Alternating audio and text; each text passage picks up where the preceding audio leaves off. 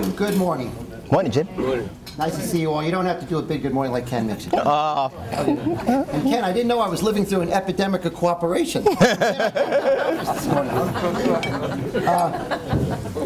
But truthfully, Ken and I are very, very close. Peter and I are very close. We talk on the phone all the time.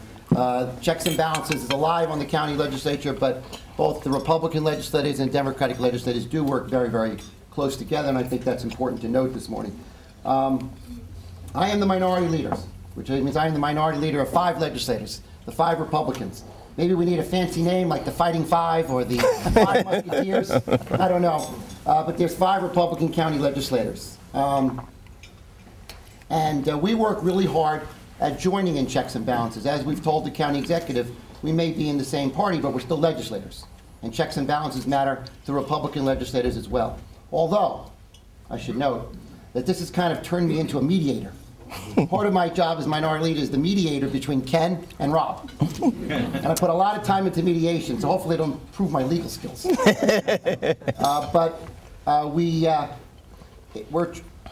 a very interesting dynamic because I served for, I guess, 12 years under Andy Spano. And the Republican legislators, we were always part of the process, but we're a little bit more part of the process now with a Republican county executive. I have the distinction, by the way, of the longest serving legislator in the history of Westchester County who's never been in the minority. So that's a tough pill to swallow. But ain't never been in the majority. Did I say? That's okay. Well, that really blew that line. I've never been in the majority. That's how I'm trying. But you learn, when you're in the minority, you learn how to be effective and work with your colleagues in a bipartisan way, and have done that. You want us to talk about the fiscal impact of our county government and local business and the economies of the different governments, and I have a couple of thoughts I'd like to share with you this morning on that stuff. I read an article this weekend by Peggy Noonan, the former speechwriter for Ronald Reagan, and she was talking about the term crisis as it relates to budgeting. And she wondered in the article, she's more talking about Washington, are elected officials able to take the word crisis seriously? You know, so many times over the last few decades, these elected officials in Washington, many who have been there for an awful long time, there's been this crisis or that crisis or another crisis. And she speculated in the article, can elected officials still take the term crisis seriously? Because I don't think there's any question our federal budget is in a crisis. And I don't think there's any question that our New York State budget is in a crisis. They're up there right now debating a $10 billion deficit in the New York State budget this year. And the same token, our local governments, our school districts, and our county government, we're facing a crisis. You know, it's kind of a test for all of us on where we go in the future. How do you address that crisis? Because I don't think we could take the word crisis lightly any longer. Despite the fact that the county executive did a terrific job of reforming and restructuring the government in his first year and putting forth a budget in December, where the county executive spent an awful lot of time focusing like a laser beam on reducing spending and reducing taxes, and I give him great credit for that. Our legislators worked with them to do the same. Like Ken said, if we talk about the budget battles, it'll be 20 minutes. Bottom line is we reduced spending, thanks to the county executive and the Board of Legislators, and we reduced taxes at a time of crisis. So for last year, 2010, I think the Board of Legislators and the county executive did a pretty good job of dealing with the crisis, which I'm here to say is alive and well. And it's unfortunate, right? We kind of want to be legislators in a time of lots of money flowing in so we can do nice things in our communities. But that's not the case. We have some problem in our budget with unfunded mandates from the state. We have problems that we spend too much money ourselves and build too much institutional spending in our budget over the last few decades, and we need to pare that down. So part of it is our own fault, part of it's the state's fault. But let me put it to you this way. I've served on the board for 14 years.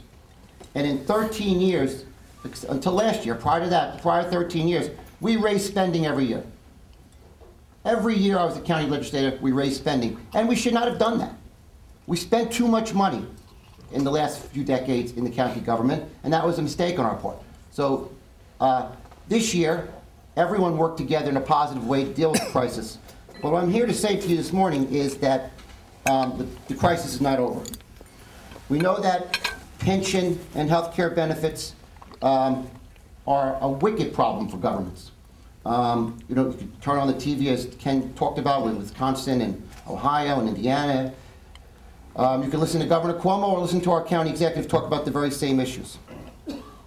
And let me point out that when you talk about the budgetary problems caused by our workers' benefits, we really don't want to beat up on our workers. Too much of that is going on in the media. We have terrific workers in the county government. A lot of times the rhetoric you hear in the paper seems like they're beating up on the rhetoric, beating up on the workers, and I don't like that. So my own comments today, I recognize we have a terrific workforce, but unfortunately we all got to share the pain. Our county workers have to share the pain. Our local not-for-profits that get county contracts are going to have shared the pain. We'll have to share the pain. We'll have to restructure different parts of our government to reduce costs. We may have some more layoffs. We had layoffs last year. We let a lot of people go with early retirement. But shared pain is the only way to go, and it's going to have to include benefits from municipal workers in our county government. For example, let me just give you some stats. I won't give you too many, but just a few to make my point. The average cost of a county worker in 2010, with all their benefits included, was $110,000 per employee. It's a lot of money. This year, 2011, the average cost is $117,000 per employee. That's a $7,000 increase in only 1 year. A great report to look at to kind of focus in on the problems with pension on local governments, school districts, and our county government is called New York State's Exploding Pension Costs by the Empire Center of New York State Policy. So Google that. If you really want to read a good report, New York Exploding Pension Costs, Google that, and you'll find some fascinating numbers. For instance, state and local employer contributions to New York State and local retirement systems, that's all the government workers outside of New York City, except for police and fire and teachers, will more than double over the next 5 years. That's incredible. I mean, when I continue to tell you how much we're paying now, our cost just for pension alone in our budget as we move forward is going to double within 5 years. Those here in school districts, taxpayer contributions to the New York State Teachers Retirement System, which is all our teachers in our Westchester schools, could more than quadruple, rising from about $900 million rising to about $900 million just the $900 million cost alone increase. That's the increase. That's the quadruple by 2016. I mean, what's that going to do to our school districts? Quadrupling the pension costs for the teachers. It's remarkable when you look at these numbers. And of course, the taxpayers will have to make up for the resulting pension shortfalls. That's the sad fact.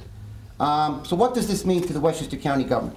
The pension cost in the 2011 budget is $46 million. The pension cost in the 2012 budget is $57 million. So next year, when we start our budget, we're at an $11 million hole just for pension.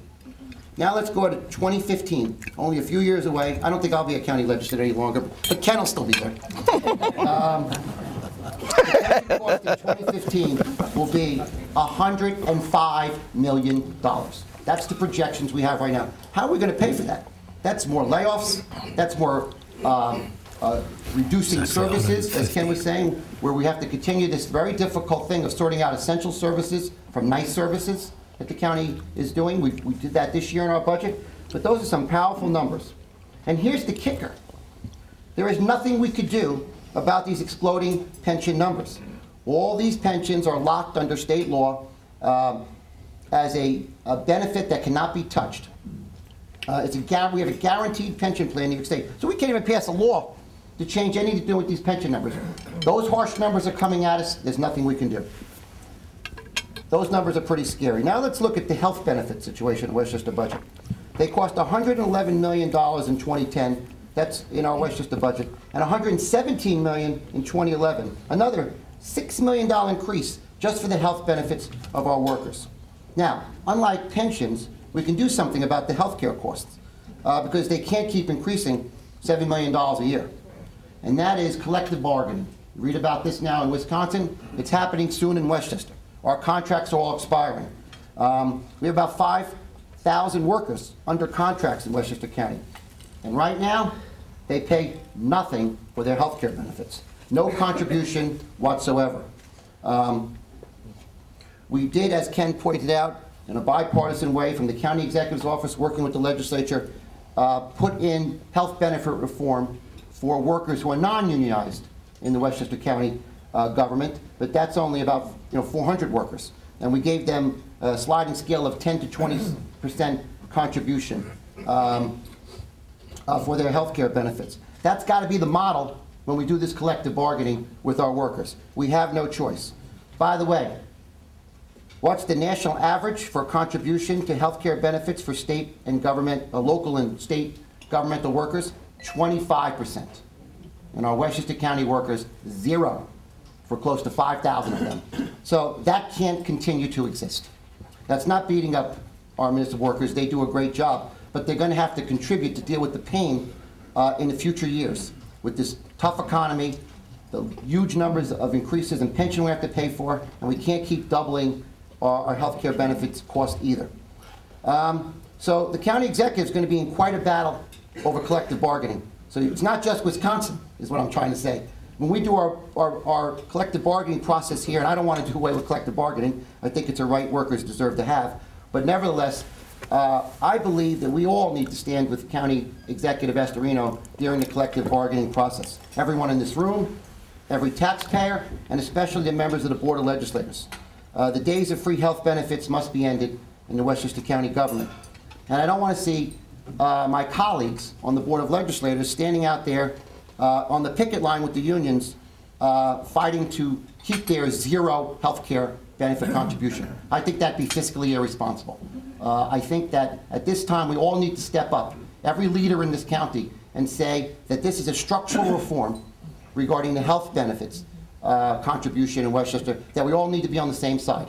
And the union's not going to like that, but that's the cold, hard reality. I think if you want to hold the line on property taxes, if you want to hold the line on the growth of the Westchester County government, we have no choice but to do that.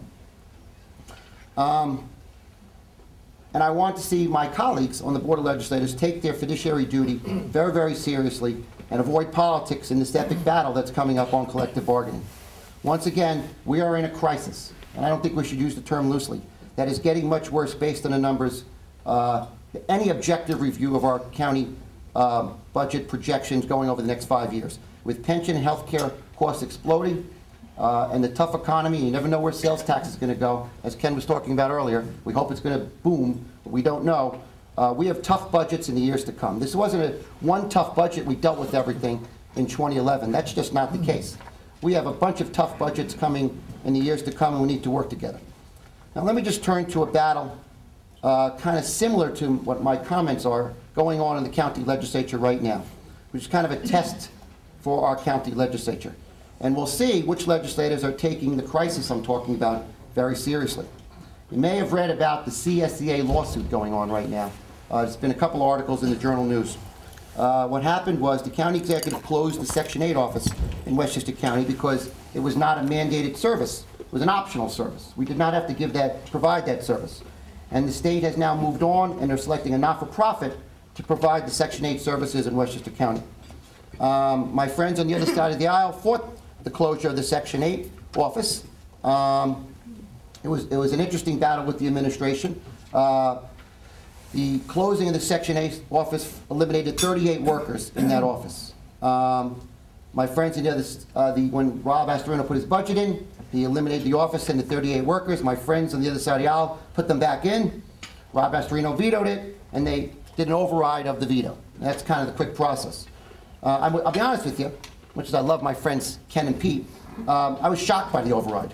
Since we now had 38 workers showing up for jobs that no longer existed. Think about that. On January 1st, we had 38 employees for Section 8 in our county budget that had no job to go to because the contract had been canceled with the state. Now, those same 38 workers who were told not to go to work on January 1st by the county executive because they had nothing to do, brought a lawsuit against the county, and our Board of Legislators was named as a necessary party. I have to say, I think it's a remarkable lawsuit because what's the remedy? If the judge orders the jobs are restored, these workers still have nothing to do if they come back to work. Their jobs are gone. The contract is still over, and not only over, but the states move forward in selecting a not-for-profit to run those benefits. Now, my friend Chairman Jenkins, who you just heard from, has made statements that he would like the Board of Legislators to take a position on the side of the union in that lawsuit. Now, I can't support that. To me, that's a violation of my fiduciary duty to the taxpayers. When the county is sued, I think the legislators have a duty to protect the taxpayers of Westchester.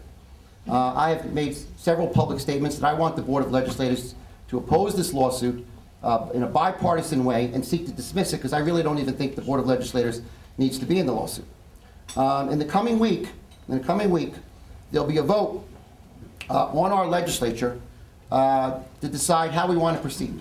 My friend Chairman Jenkins has a different viewpoint than me. He'll make his case to the legislators. I'm going to make my case pretty strongly that we should oppose that lawsuit on behalf of the taxpayers of Westchester, and we should seek to dismiss it against the legislature and get out of that case. And it'll be an interesting debate, and we'll see how serious my colleagues are about this continuing crisis, on what side you're going to line up on this continuing crisis the county faces. And here's a blatant example. To support the union in this lawsuit would be to bring 38 workers back to work that have nothing to do. So folks, watch this issue in the media in the weeks to come.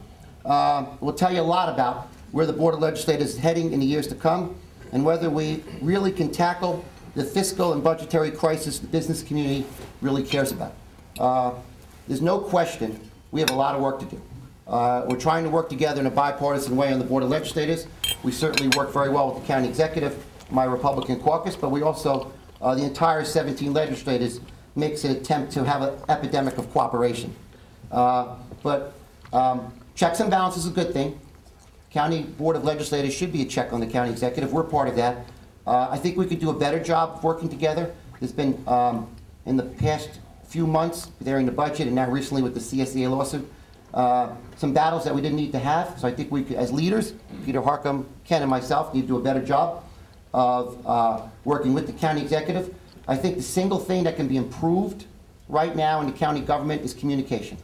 I think that myself as minority leader, Peter as the majority leader, Ken as the chair, need to communicate better with the county executive. I think we all have to work harder at, rather than have these battles get into the newspaper, that we solve them through compromise and cooperation in meetings in a productive, thoughtful way.